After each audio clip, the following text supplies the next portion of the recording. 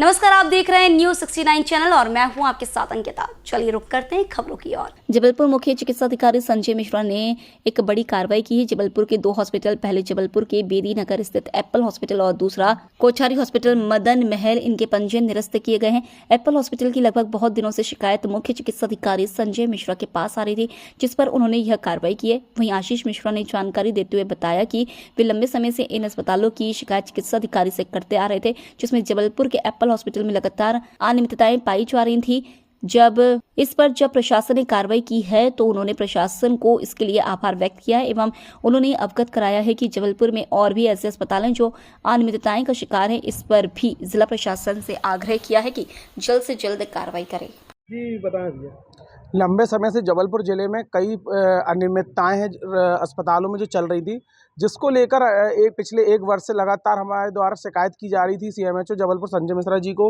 आज कल हमको विगत हुआ है कि कल 2 अस्पतालों पर कार्रवाई की गई है, जहां तक कि उन दोनों के पंजीयन निरस्त कर दिए गए हैं और उसका प्रतिवेदन भी हमारे पास आया है।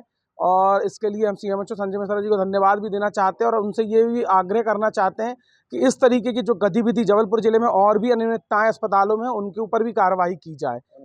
कौन से जिसमें कल वेदी नगर स्थित एप्पल अस्पताल है, एक उस पे हुई है और एक 4 नंबर गेट के पास में एक कोठारी हॉस्पिटल है, उसके ऊपर हुई। ये 2 पे अनियमितताएं पाते हुए जो हमारे पास प्रतिवेदन आया है उसमें उनके पंजीयन निरस्त कर दिए गए हैं।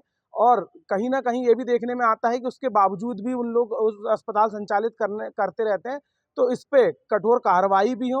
अगर पंजीयन निरस्त कर दिए गए हैं तो इस पे नज़र भी रखी जाए कि वो उस तरीके से दोबारा उस चीज़ को संचालित ना कर सके। क्या लगता है जबलपुर शहर में और भी हॉस्पिटल हैं? हाँ, ऐसे ही जबलपुर ज़िले में अनेकों अस्पताल हैं जिसमें अनेकों जो खामियां हैं, कागजों में भी हैं, जगहों पे भी हैं।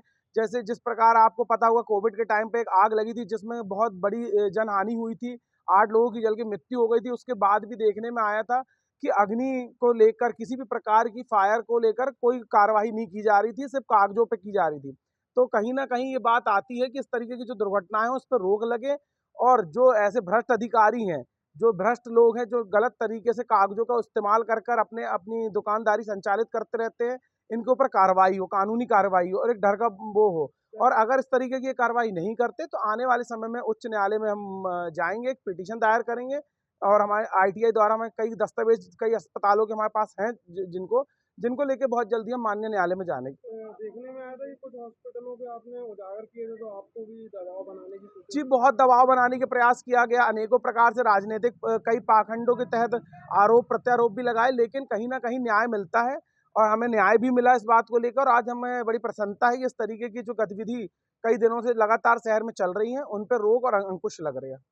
आशीष मिश्रा, समाजवादी पार्टी, प्रदेश सचिव।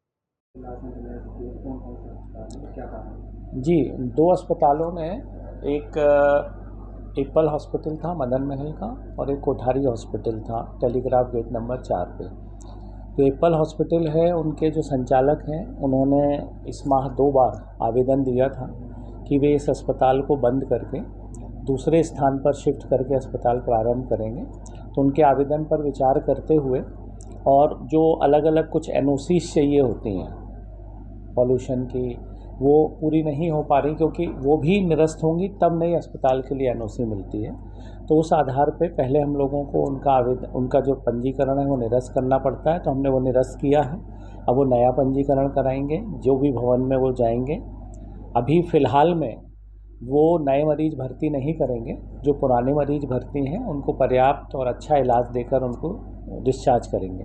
दूसरा अस्पताल है कोठारी हॉस्पिटल, जो 100 पलंग के लिए पंजीकृत था। अब संचालक जो हैं वो उतने अधिक पलंग पर अस्पताल नहीं चलाना चाहते हैं, वे कम पलंग पर चलाना चाहते हैं। तो उन्होंने भी निवेदन किया था कि इस अस्पताल का पंजीकरण निरस्त करेंगे, हम दूसरा अस्पताल प्रारंभ करेंगे, इसलिए उनका पंजीकरण भी निरस्त किया गया है। इसी तरह की और खबरें देखने के लिए बने रहे हमारे साथ, देखते रहिए न्यूज़ 69 चैनल। जब तक के लिए धन्यवाद।